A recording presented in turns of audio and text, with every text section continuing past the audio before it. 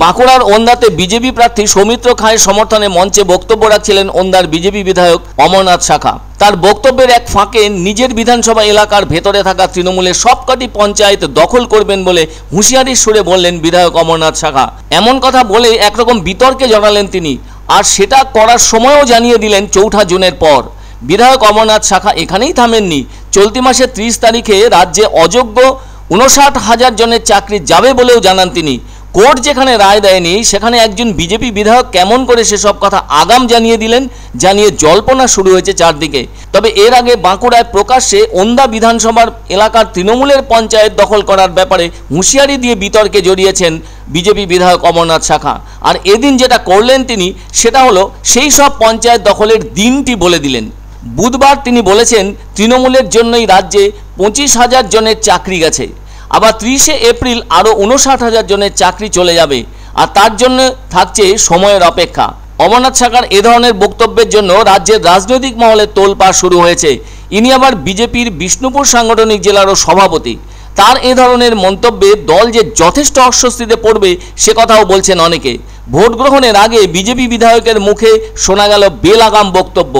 আসলে বুধবার সন্ধ্যের সময় ওই ওন্দা বিধানসভার রতনপুর বাজারে বিজেপির একটি নির্বাচনী প্রচারে গিয়ে সেখানে এ ধরনের বক্তব্য রাখেন অমরনাথ শাখা। তিনি বলতে থাকেন, এই বিধানসভার অধীনে থাকা বহু পঞ্চায়েতে শাসক তৃণমূলের ঘাড়ে নিঃশ্বাস ফেলছে বিজেপি, আর 4 জুনের পর লোকসভার ভোট শেষ হয়ে যেতেই প্রত্যেকটি পঞ্চায়েত দখল করে নেবে বলে জানান অমরনাথ বাবু।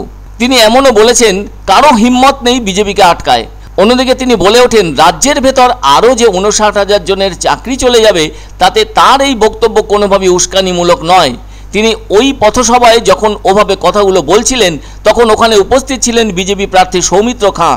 তবে বিজেপি বিধায়ক বলছেন, ভুয়ো চাকরি দিয়ে 25,000 পরিবার বরবাদ করে দিল তৃণমূল সরকার, এখন এদের কি হবে? আর গত সন্ধ্যের সময় বক্তব্য রাখা নিয়ে সকলেরই মনে প্রশ্ন জেগেছে, আদালতের রায় ঘোষণার আগেই কিভাবে বিজেপি বিধায়ক নতুন করে চাকরি বাতিলের কথা ঘোষণা করে দিলেন? এসব আগে থেকে তিনি জানলেন কি করে? আর এসব কথা নিয়েই শুরু হয়েছে রাজনৈতিক তরজা। অন্যদিকে বিধায়কের ওই ধরনের বক্তব্য প্রসঙ্গে তৃণমূল প্রার্থী সুজাতা মণ্ডল বলেন, পাগলে কিনা বলে ছাগলে কিনা খায়। তিনি আরও বলেন, যতটুকু জানি ওন্দার বিধায়ক কম শিক্ষিত। এবার তো লোকসভাতে 18টা আসন থেকে কমে যাবে বলে জানান সুজাতা মণ্ডল, কেননা মানুষের যোগ্য জবাব দেবে। 4 তারিখে রেজাল্ট বেরোবে, আমরা ওন্দা বিধানসভায় যতগুলো তৃণমূলের চোর পঞ্চায়েতে চলছে প্রত্যেকটা পঞ্চায়েত আমরা দখল করবই করব। আবার এই দেখুন 30 তারিখ আসছে, আরো 59,000 লোকের চাকরি যাবে, সময়ের অপেক্ষা। তেনার শিক্ষাগত যোগ্যতা অত্যন্ত কম, আমি ওনার সঙ্গে যতদিন কাছ থেকে দেখেছি বা জেনেছি। আর একটা কথা আছে না, পাগলে কিনা বলে ছাগলে কিনা খায়। ওনার এখন প্রচন্ড হতাশায় ভুগছেন, কারণ উনি বুঝতে পেরেছেন যে উনি ওনার নিজের গড়েই হাঁটতে চলেছেন। 4 জুনের পর ওনারা দেখে রাখুন জায়গা যে ওনারা কোথায় যে লুকোবেন নিজেদের মুখটা।